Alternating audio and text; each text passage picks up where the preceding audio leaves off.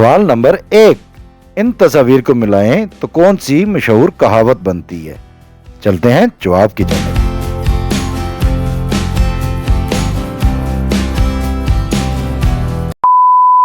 जवाब है दीवारों के भी कान होते हैं। चलते हैं अगले सवाल की जानिब।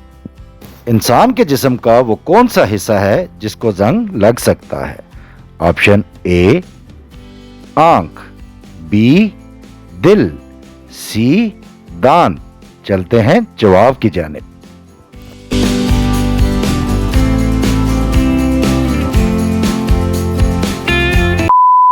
आंसर है ऑप्शन बी दिल।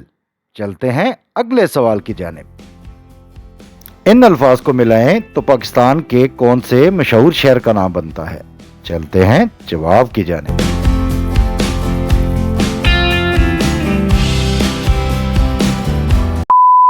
जवाब है सरगोदा। चलते हैं अगले सवाल की जानिब। च्युइंगम को सबसे पहले किस मुल्क में तैयार किया गया। Option A America, B Japan, C Germany. चलते हैं जवाब की जानिब।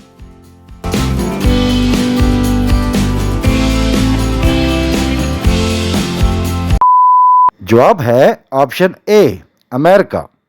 अगला सवाल, वो कौन सा जानदार है जो अंडे और दूध दोनों देता है। चलते हैं जवाब की जानिब।